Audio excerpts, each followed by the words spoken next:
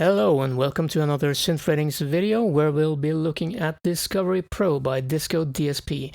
Discovery Pro is, as the name suggests, a pro version of a plugin called Discovery, which again is a software recreation of a hardware synth known as the Nord Lead or the Nord Lead 2. These synths were made by Clavia in Sweden and were popular back in the mid to late 90s when they arrived on the scene, and were used in a lot of dance tracks around that period. So you might recognize the sound of these machines if you like to listen to that type of music.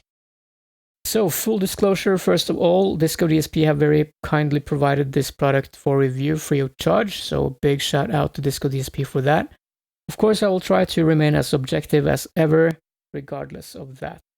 I also used to own one of these hardware synths back in the day, which was a Nord Rack 2, and while it made some nice sounds, I didn't particularly like it, and I ended up selling it after a year or two because I found it maybe a little bit too cumbersome to use. Let's get to it. Discovery Pro is a VST format synth. It has three synthesis types: the virtual analog, which was present in the original Nord Lead as well, coupled up with samples and what they call pad synthesis, which I will show you a bit later. The plugin was released in 2008 and has been updated many times since then. I am looking at version 6.8.1 right now, and the price of this plugin is $149 or 129 euros, depending on where you may live. This is what the plugin looks like. It is very similar, of course, to the Nord Lead synths. You will immediately recognize the different sections from that synth, but there are a couple new panels here as well. Down here we have a panning section, which was not there on the original, and there's also this wave and effects section down here where most of Discovery Pro's features are hiding. Let's reset the synth and take a listen to the different oscillators that we have here. Reset program, like that. So for oscillator 1, there are only two oscillators. So oscillator 1 has a few waveforms, as you can see here. You can click them directly or just toggle with this button which one you want to use. And you have the basic waves here, like sine, square, pulse with a pulse width control, saw. When this goes red, you have a parabolic wave, triangle, and that's it for oscillator 1. For oscillator 2, you have many of the same ones. Let's flip this over here.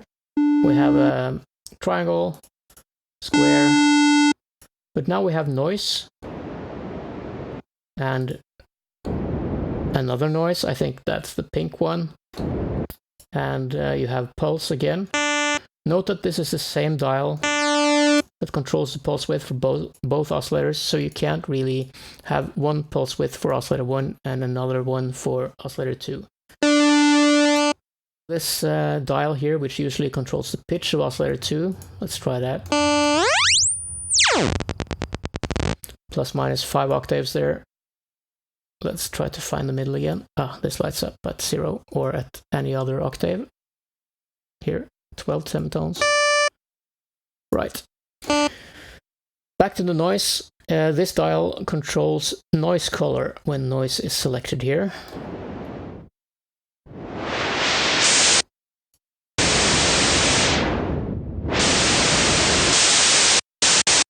Yeah, this must be white noise. And pink. Or brown, maybe, I don't know. So that's what this dial does in noise mode. It also has a sync wave. That happens when we enable the sync button down here. In that case, oscillator 2 is synced to the pitch of oscillator 1. So moving this doesn't really affect the pitch of oscillator 2 at all, because that's linked to oscillator 1.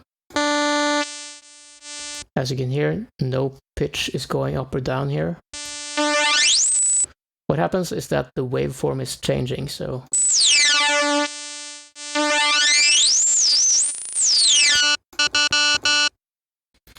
that's an interesting effect. We have a few more effects as well. We can enable ring modulation. In this case, the two oscillators are ring modulated together. Put this at the middle. Enable some waveforms here. And this dial, which usually controls FM,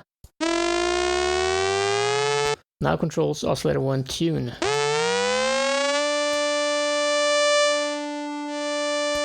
In the ring modulation mode.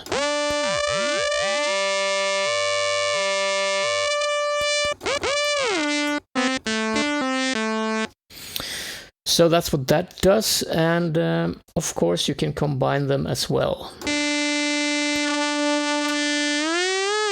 The most interesting thing here, I think, is just disabling this and playing with the FM dial. Let's listen to oscillator 1 being frequency modulated by oscillator 2.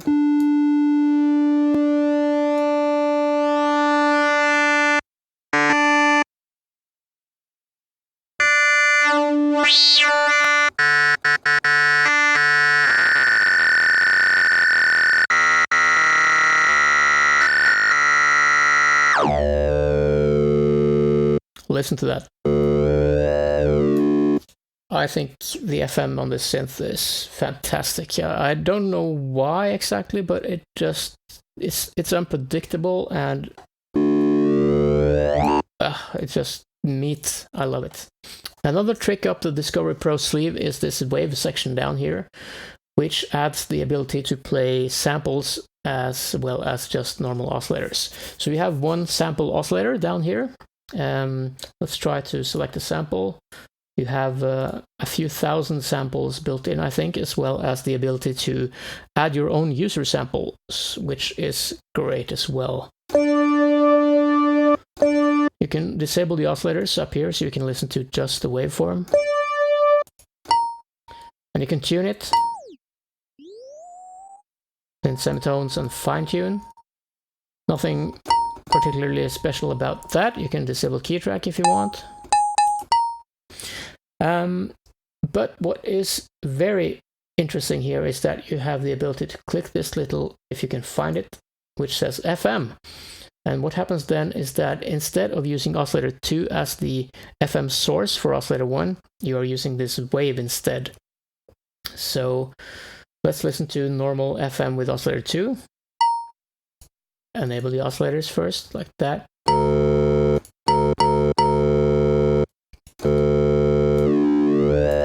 Yeah, you know that one. And just click this one instead. Let's try to find a sample which has a little bit more sustain to it. There we are.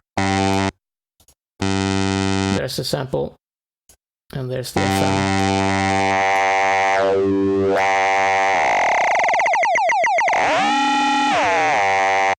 This, of course, gives you very powerful FM capabilities, and it's a lot of fun to play around with.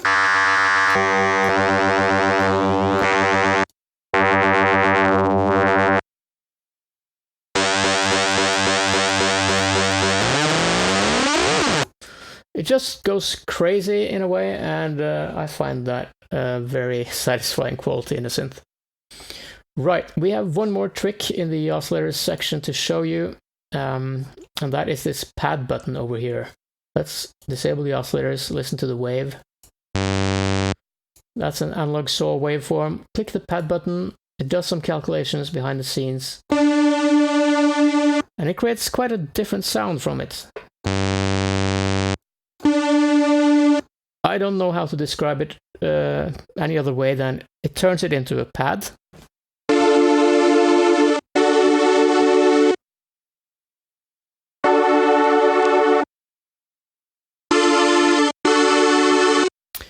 And I guess that's what it does. I've tried a lot of different samples here.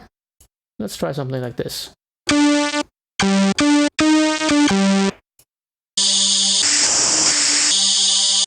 Okay. So it does something to the sound. You don't have much control over that. But it's another effect to have on board, I guess. And Another cool thing is that you can of course use this as well as your FM source. So click this button again and enable the oscillators. And now all of a sudden you have this pad sound controlling your FM.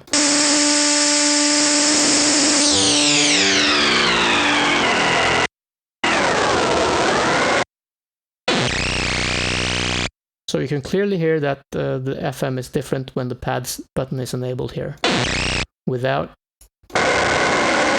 and with it. So there are quite a few things you can do with sound sources on Discovery Pro. Okay, let's rate the sound sources. We have two very versatile VA oscillators here, and these oscillators are really well modeled and have a certain unpredictable feel to them, which makes the plugin feel quite similar to a real synth while tweaking. I don't know if this is due to the fact that the plugin is based on a real hardware synth, but I think you'll find this a pleasing quality with this synth regardless. The sample player, which is added on top of the oscillators, adds a lot of sonic potential to the synth, especially since samples can be used as FM sources, which is really cool, and also the fact that you can import your own user samples in addition to the thousands of samples which are already in the product. So lots of flexibility on that front. The last thing I want to mention on the positive side is that FM in general just sounds fantastic on this synth.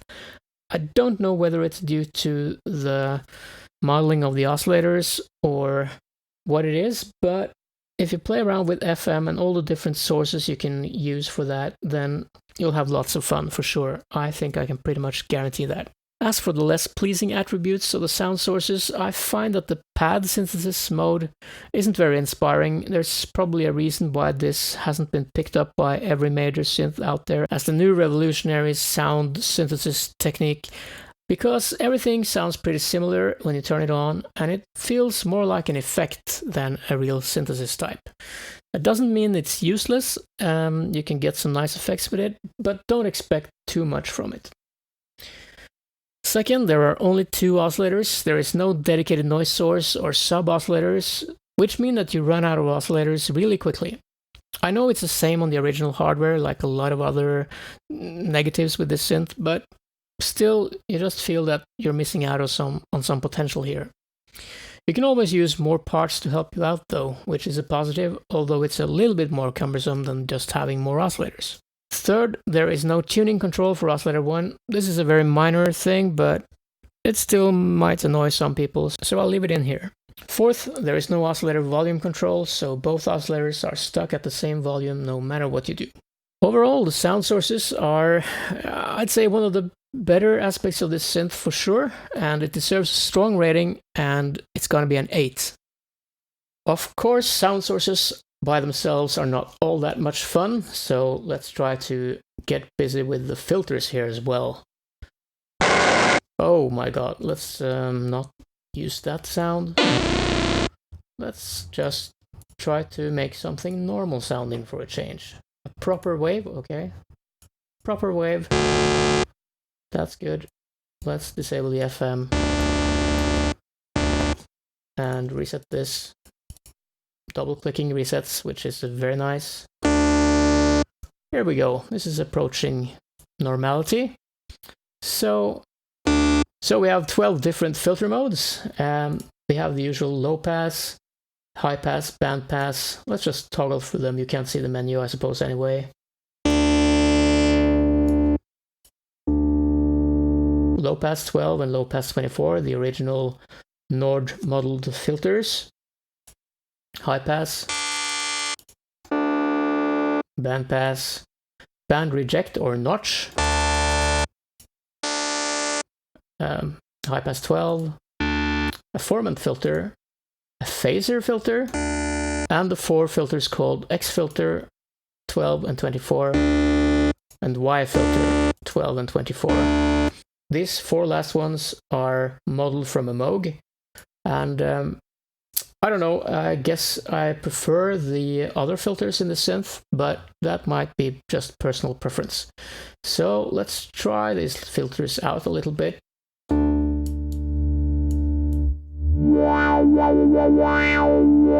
You have some nice resonance going on there.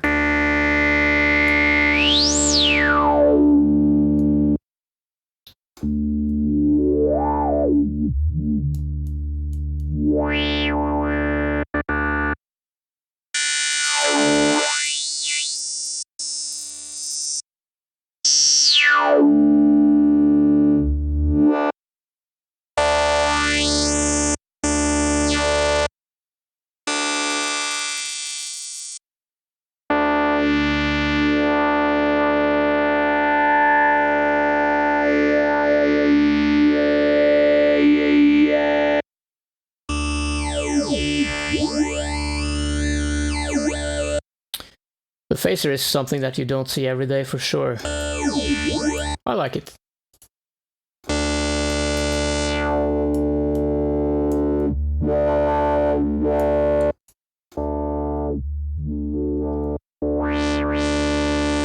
One thing I want to mention that I'm not so fond of is that on these 4 filters, X and Y, you have to turn the frequency really far down to get a bite that you want from the sound. I think it sounds great down there. But once you get to around 10 o'clock here, it's not much going on in that dial, and I think it seems just to be a bit strangely adjusted. If you compare it to the original filters, you have a lot more action up here as well. Let's do that again. See, nothing's happening until you get down here. So I don't particularly like that with those filters, and I think it's a bit of a shame actually. Alright, you have an envelope, of course. Nothing special about those, except they are very fast. You have quite ridiculous time values down here. Same goes for the amplitude. And that is, of course, something that remains from the philosophy of the Nord lead synths, that when you are using envelopes to control your basses and your lead sounds, you need them to be snappy, and you get that here. You have these little LEDs next to a few of the amplitude envelope controls as well. That just changes from linear to exponential time.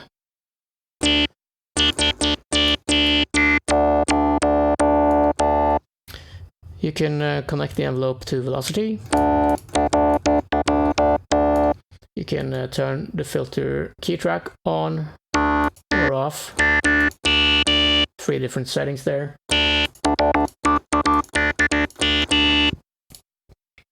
And there's a distortion here at the end, symmetrical or asymmetrical, or asymmetrical too. So that adds a little bite to the filter. Not much else to say about the filter, guys. Let's rate it. On the plus side, there is a good variety of filter types on this synth. I especially like the unusual phaser filter mode. You don't find that on every synth. And the filter quality is excellent overall. Some of the filters are better than others, but that will always be the case in any synth. So just enjoy the ones that you find appealing to you.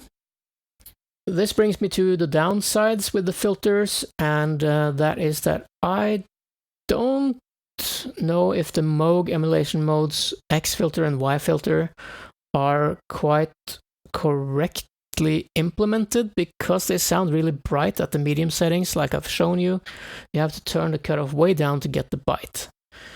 I've never owned the Moog synth, so this might be just the way it's supposed to be, but it didn't convince me to use those filters a lot. Your opinion might be completely different. Second, there is no dry, wet or amount control for the distortion, and it also seems like both the distortion effect and the gain is post-filter, which means you can't really drive the filter to hear what it's capable of. And that's sad, because with the quality of the filters on show here, I would have really liked to have that option. And the third and most important thing is that there is only one filter. After playing with this synth for a while, you'll feel the urge to combine, for example, a low pass and notch filter, or just stick the phaser filter in combination with something else to see what happens. And you can't do that, and it just is a shame.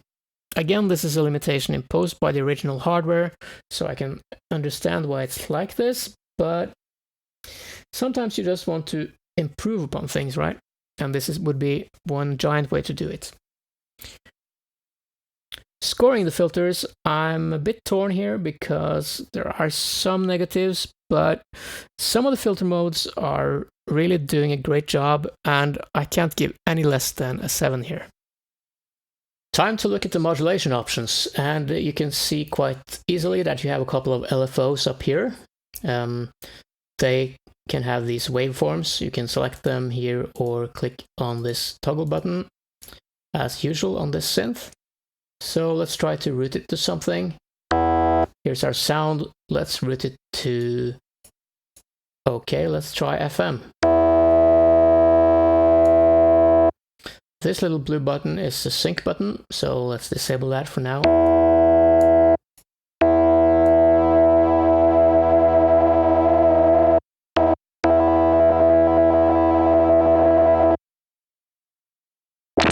Let's try the filter instead. So here is a sort of sample and glide, I suppose. That's what it sounds like and looks like. You have sample and hold. You have saw or ramp down. Triangle. Square. And that's it. You can click this button to enable the sync, and you get a sync value down there in the menu. It is rated in ticks. I'm not quite sure why, but I guess one tick is like a 16th note.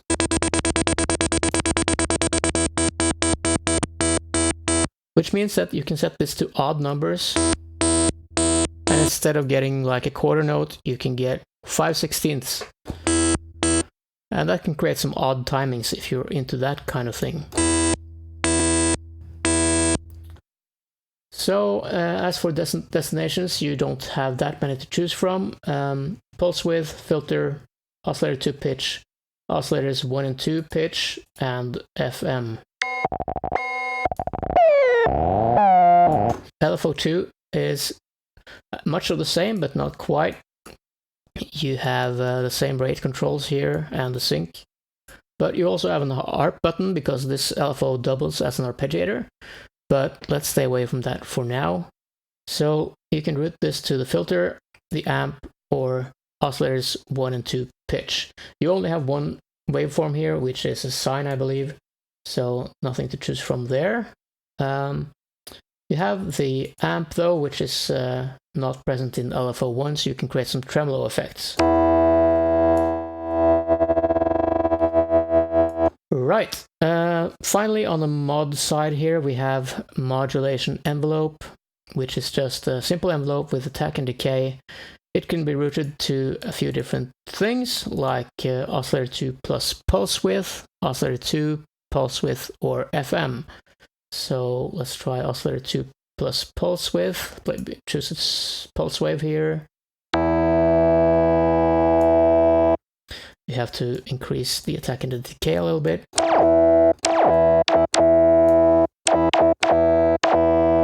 Yeah, so it's pretty standard stuff, really.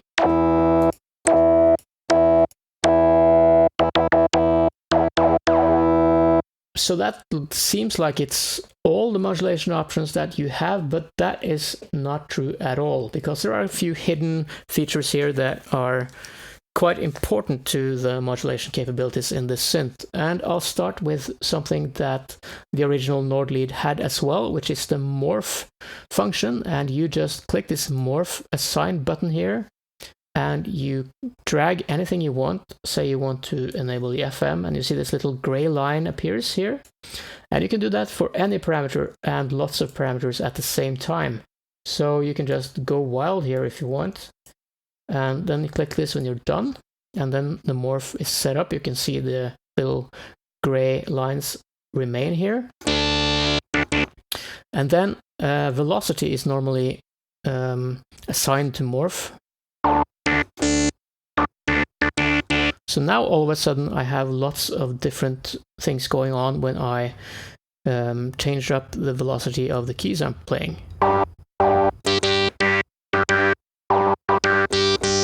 What you can also do is you can enable the modulation wheel to control your morph.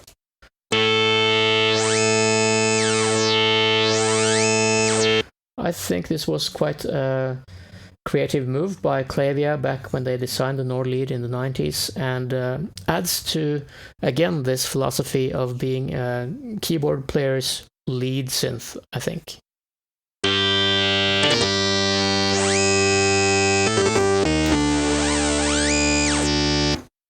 So lots of fun with that.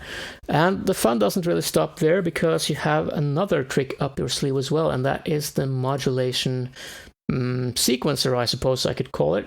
And what you can do here is you can take these rhythmic patterns, and you even have presets for those patterns. Like this one, for example, pulsating square. You route that to one of these 4 parameters. We have chosen the filter here. So let's see how that goes. Yeah, you can clearly hear that affecting the filter with this 32-step little sequencer.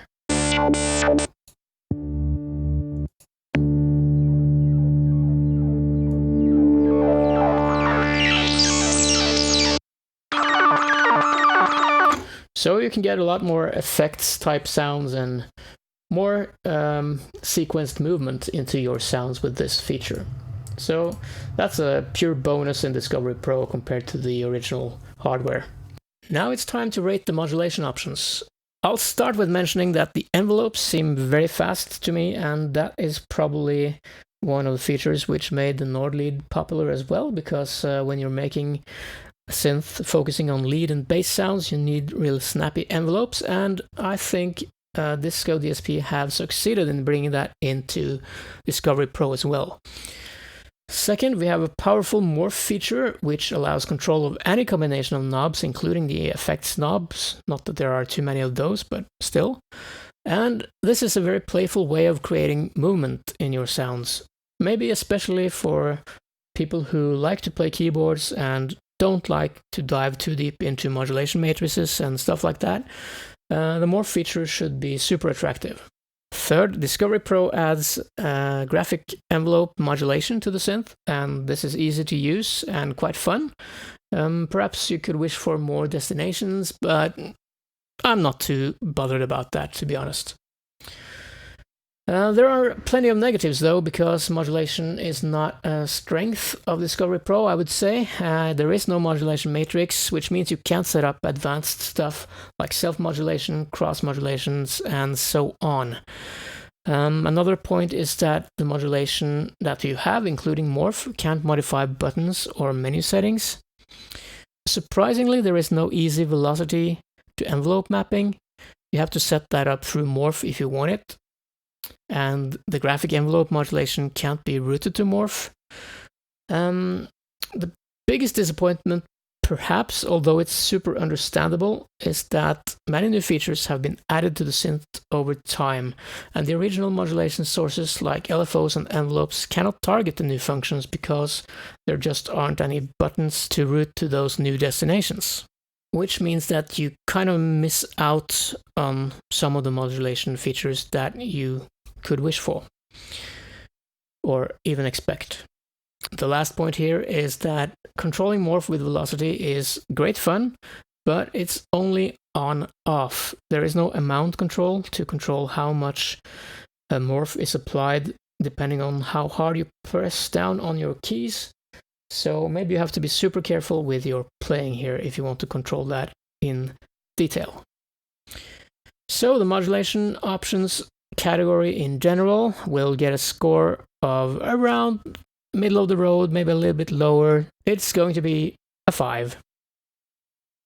Right, let's reset the synth because it's getting a bit silly now with my patch programming. Reset the program like this, and let's take a look at the effects. The original hardware had no effects whatsoever, so everything you find here is just pure bonus, and what we have available is this little button down here which says chorus, phaser, or phaser plus chorus. That's what that sounds like.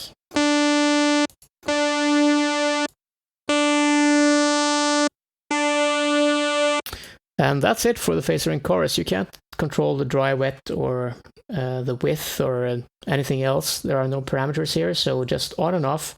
But it works pretty well, actually.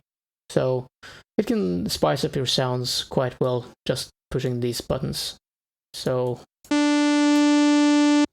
let's try to make something interesting here. Let's say a little detuned saw wave. Not that detuned.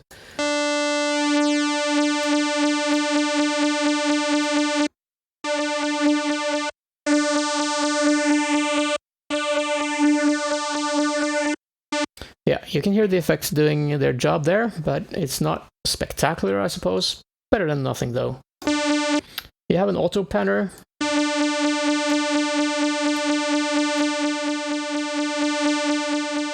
Panning from side to side.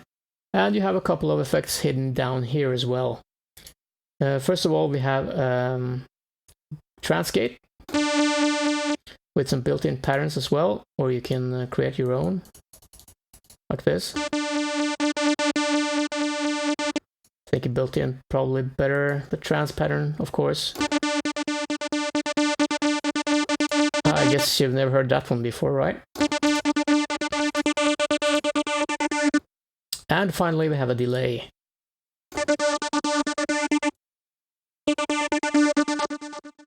With some feedback options and sync on off.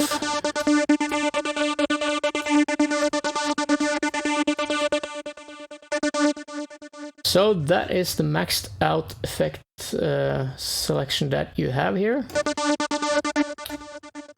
It's not too shabby when you think about that. The original synths had no effects at all. But there are not a lot of parameters here to play around with. It's time to rate the effects, the ones that we got anyway. I guess that since the original hardware had no effects, we can view the ones that we have here as a bonus. And the effects, although very basic, sound quite nice, and I especially like the phaser here.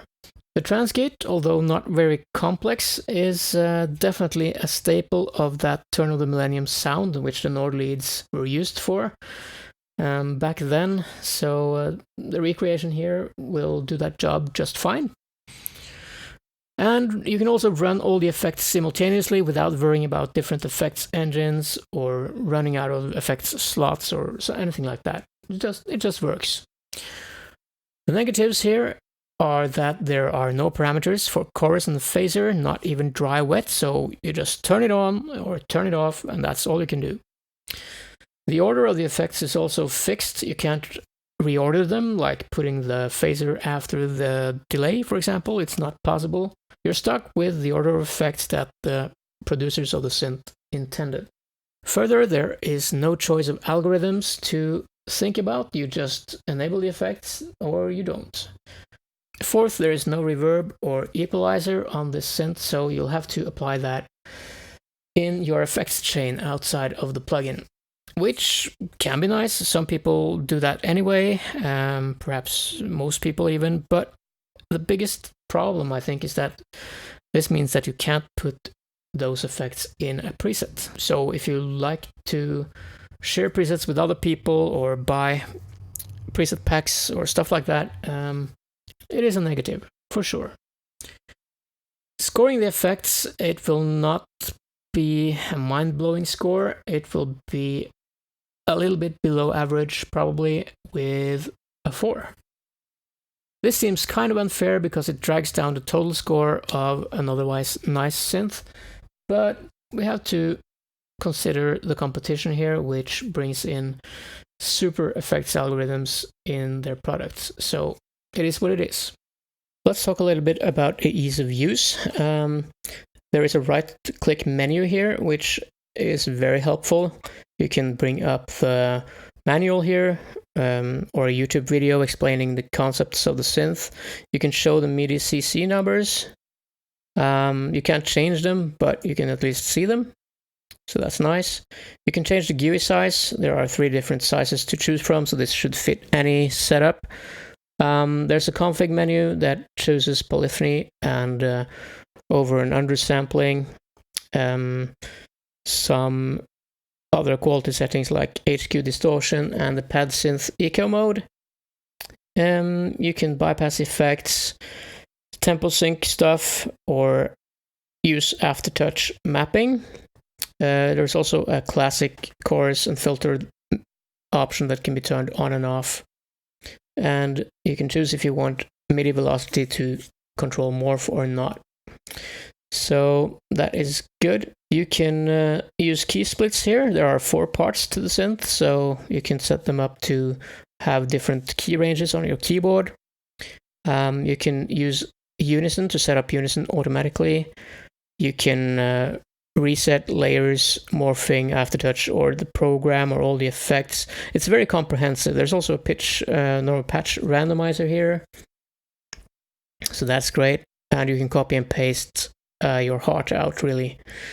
There's some file management stuff, and yeah, it's just very comprehensive what you can do. And I remember using the hardware and thinking that, oh my god, this is, if you want to do something else besides from just playing it and using the presets, you have to work so hard for it. And thankfully in this software version it is really easy. It's time to rate the ease of use of Discovery Pro, and I like that the GUI is easy to use for most things, and certainly the fact that it has 3 sizes to choose from is always nice. The activation is easy, no problems there.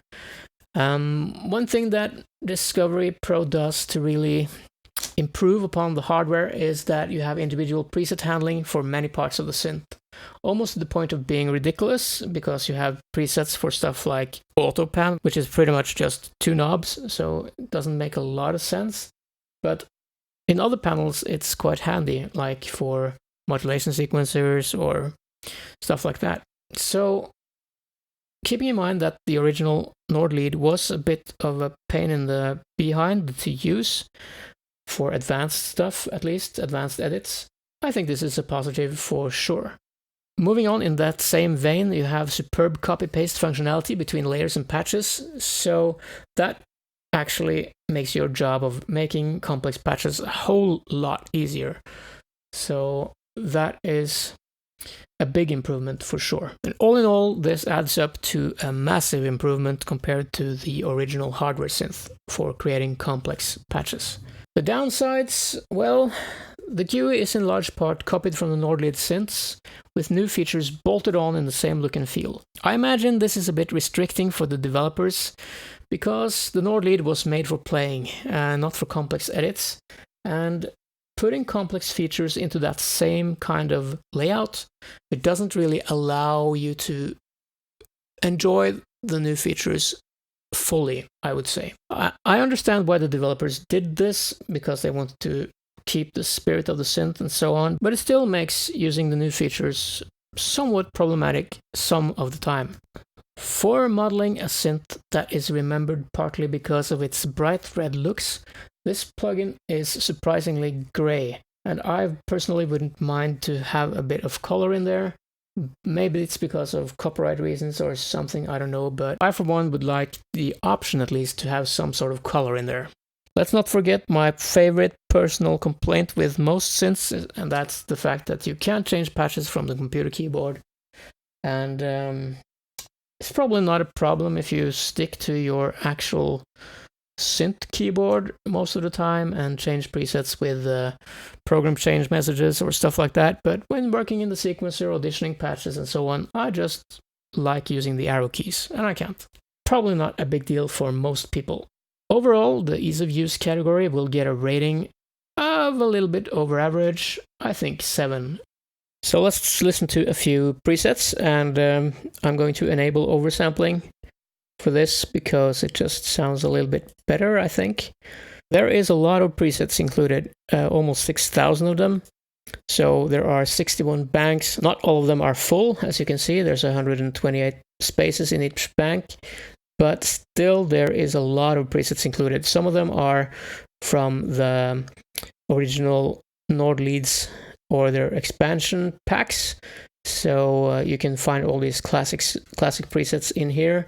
Others are made especially for Discovery Pro and utilizes the additional features that we have in this synth.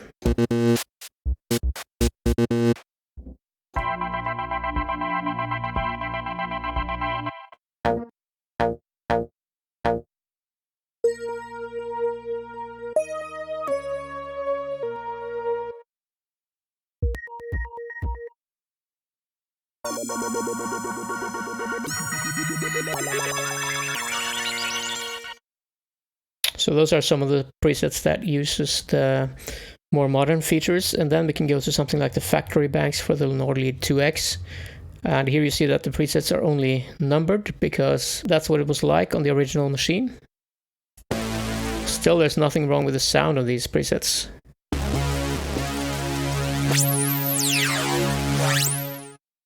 And because the synth's architecture is like it is, the mod wheel will almost always do something to the sound. And there's also a lot of presets that have morph parameters included. Like here you can see the morph controlling the gain, for example.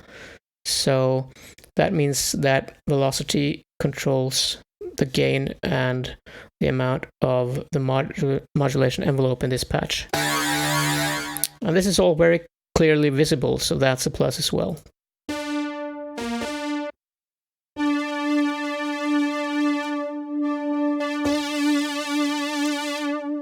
You can hear the morph there on the velocity. And if that's not enough, you also have morph routed to the mod wheel in this case.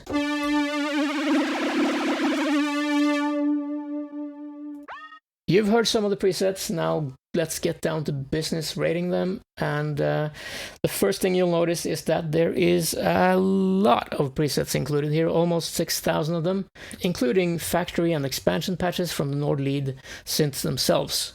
Another positive is that due to the architecture of the synth, the mod wheel nearly always does something.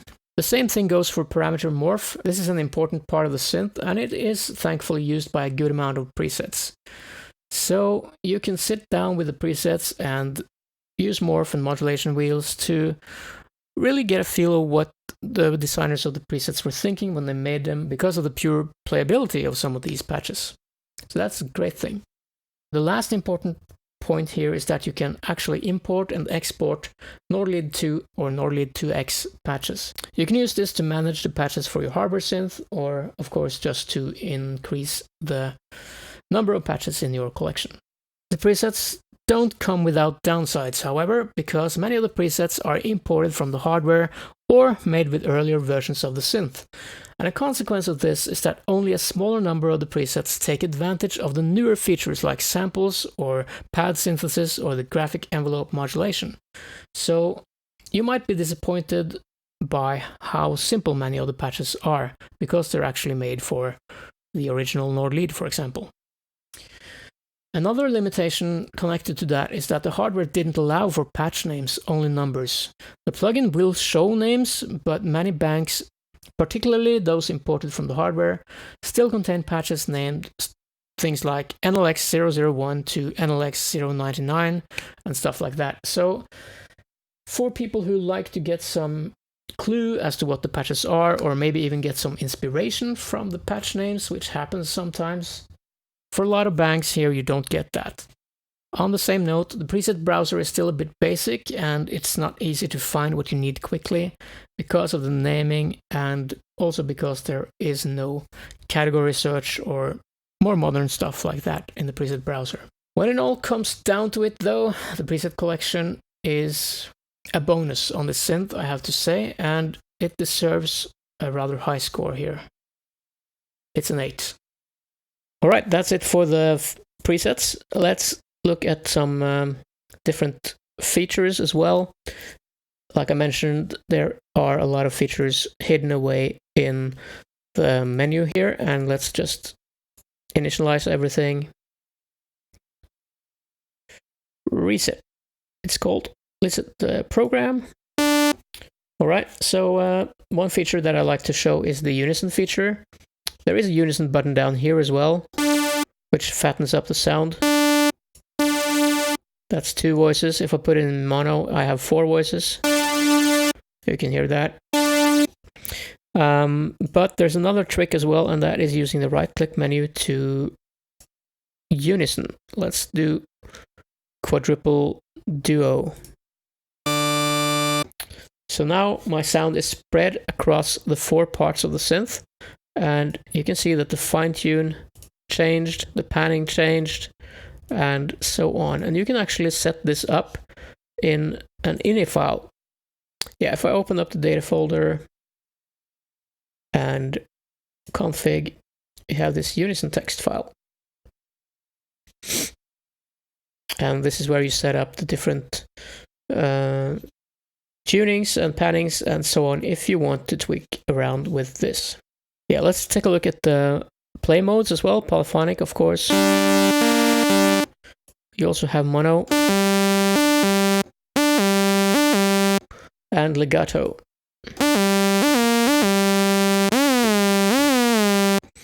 which is not the same as mono because the legato doesn't trigger the sound again when pressing a new key. So there's a clear difference there, and it's just a nice thing to have on what I would call a keyboard player's synth. There is the arpeggiator as mentioned, and there's also a limiter button up here, which I suppose protect your speakers. There are some buttons here along the amplitude envelope controls. This switches the different stages of the envelope from linear to exponential. So this is the linear mode, I think. Exponential.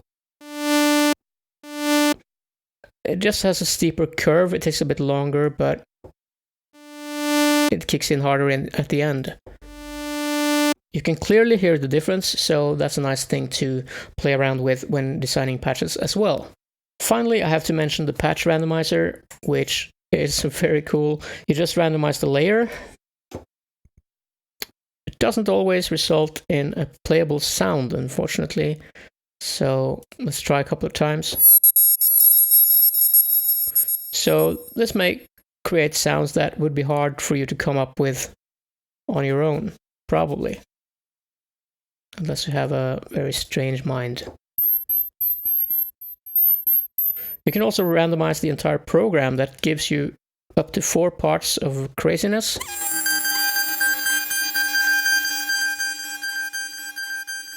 If anything, I wish there was a shortcut button for this, because you have to go into the menu every time. And that takes away some of the pleasure of it, but I think it's still quite fun.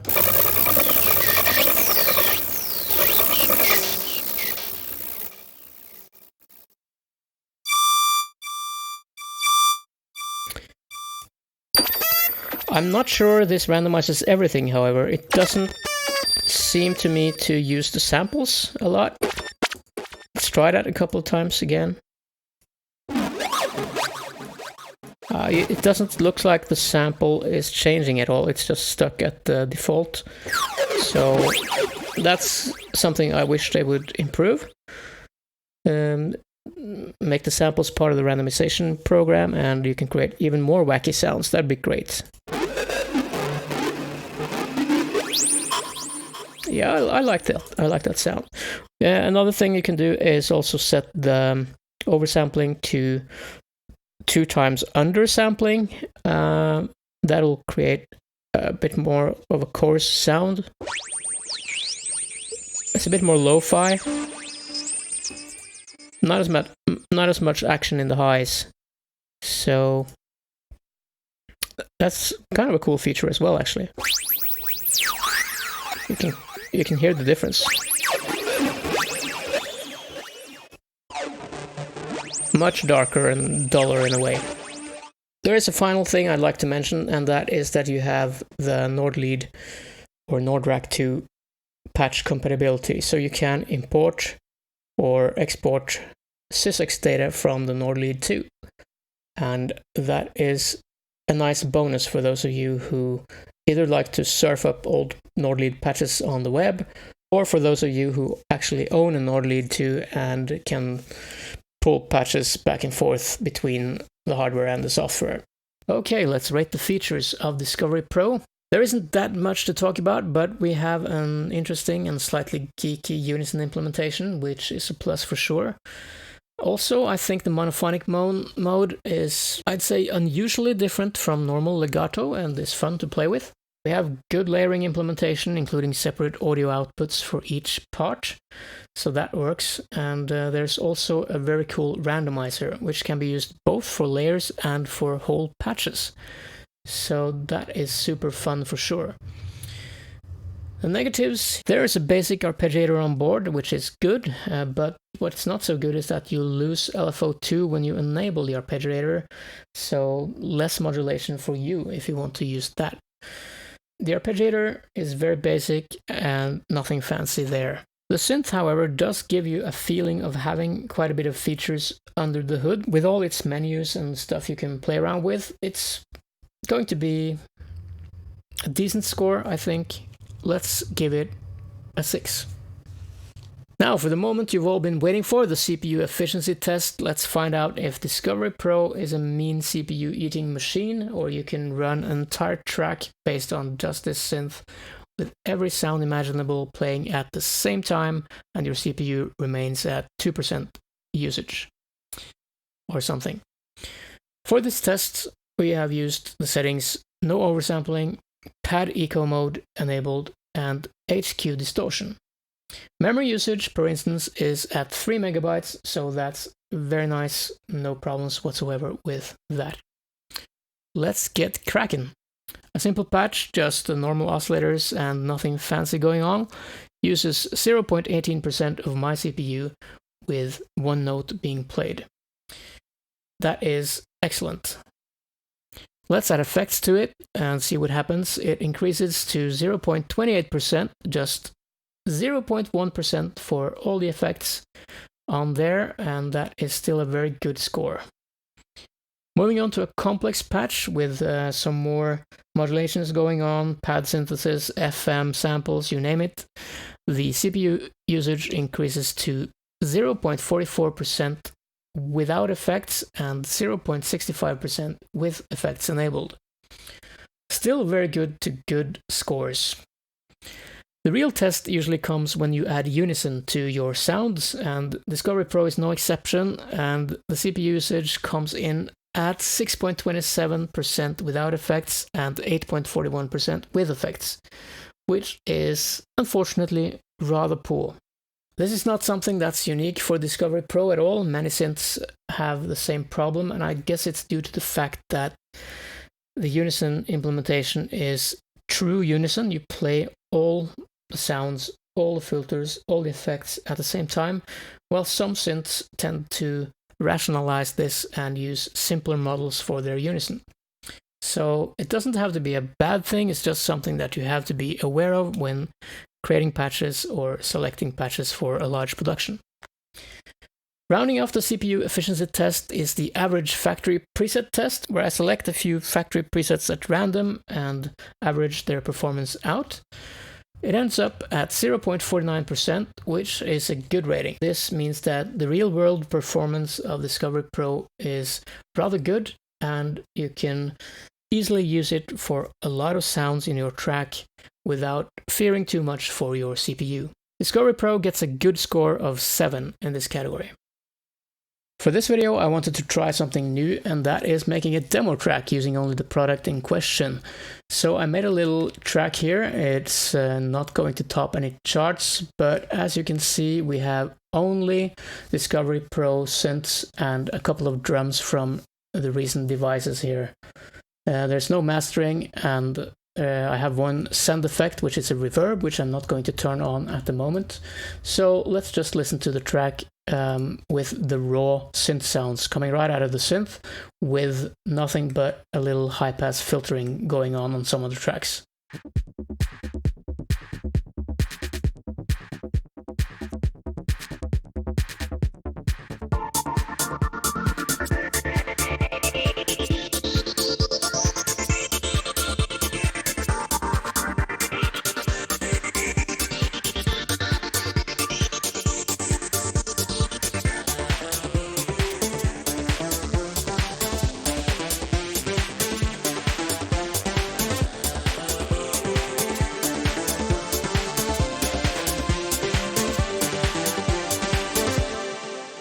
Not the best of tracks perhaps, but you can get some impression of what the synth can do. So to put it in a more realistic setting, like you would actually use it in a track, let's enable some mastering here, some simple limiting and stuff, and an external send reverb to compensate for the fact that we have no built-in reverbs in the synth. And take a listen from here.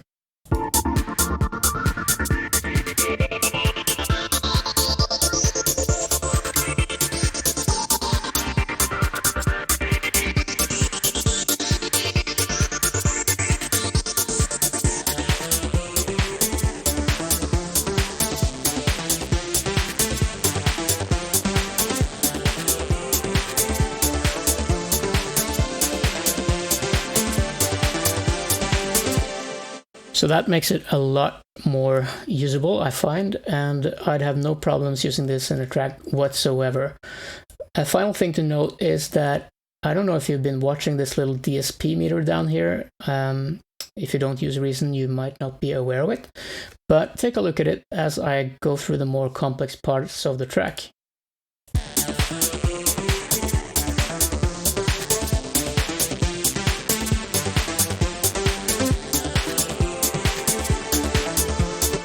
It doesn't move, and that is of course the important thing to note here. So as I've said before, the CPU efficiency is pretty good on this synth. That's it for the demo track today. Rating the overall results you can get with Discovery Pro, there are a few points I want to make. The first is that the sound of countless classic tracks from the mid-90s to mid-2000s is instantly recognizable. And if you're after that sound, you can get it here, although the hardware probably does it just a little bit better if you're a purist. The second point is that this is a pretty dry synth because it doesn't have a lot of effects and no reverb and so on. So you need to be prepared to break out your effects plugins to really take advantage of this plugin in a proper production. If you like to play keyboards, then this synth will be lots of fun, I think, for you, and the modulation options that you have coupled with the amount of presets and so on. If you really just want to plug in to expand the range of sounds you can get from a massive keyboard or something like that, then this will fit that box perfectly, I think. If you're more of a sound designer, studio type, the architecture of the sound engine may seem simple to you, but I still think that the sound has a little extra bite to it, which makes it stand out in a positive way. It has a certain character that makes it feel like a proper synth and not something that was thrown together using default DSP algorithms found on the internet, if you know what I mean. So, you've heard the demo track, you've seen the effect it had on my CPU. Given the way the synth sounds, the amount of CPU that it uses, how easy it is to use, and the kind of special quality that it has, I think the overall results score has to be quite a way above average, and I will give it a 7 for this category. Let's take a look at the value for money, and at $149, it is not a cheap plugin. It is comparably priced to some of the big synths out there. As for bundles, there is a complete bundle available, which gives you all of DiscoDSP's plugins at a price of $3.99. However, there doesn't seem to be any complete your bundle type deals if you already own one or two of their plugins or want to collect them as you go, but maybe they can help you with that if you contact DiscoDSP. Sales are happening from time to time with prices around $89 for this product. There's also a 1-month demo available, fully functional but no saving. If you want a recreation of the Nord Lead 2 without the extra features in Discovery Pro, you can also consider the basic Discovery priced at $79. Discovery Pro is an old plugin, but the developers have kept it updated with new features and many new presets over the years, which helps justify the price. The value for money score is a 6. So it's time for the climax of this video, the final rating. You can see here in the spider diagram that the sound sources and the presets are perhaps the highlights, backed up by the filters, the CPU usage, and the overall results you can get from the synth. Dragging the score down, unfortunately, is the modulation options and the effects section, but overall, this is a good plugin, there's no doubt about it, and the rating will reflect that with a final score of 6.5. Good stuff. Some closing comments in the end. Unsurprisingly, considering the hardware it is based on, the synth excels at simple synth sounds like basses and leads, and at recreating that turn of the millennium vibe that the original hardware was part of creating. The worst part about this synth is that you won't find much here in terms of complex evolving pads and textures. You can do some stuff with the FM and the modulation sequencer and the user samples and so on, but without a modulation matrix, it kind of feels like swimming uphill. Can you do that? I'm not sure. My final point is that it's clear from the start that the developers had some hard choices to make about whether to stay loyal to the hardware they are emulating or expand upon it. They've gone for a middle ground of sorts, which works well most of the time, but also means compromises. I, for one, would be very keen to see the obvious quality of the tech used here in a new product, free from the limitations imposed by staying sort of true to the old hardware. So DiscoDSP, if you're listening, that's something to think about. That's it for this video. If you have any comments, then post them below. If not, then just have a nice day. See you later.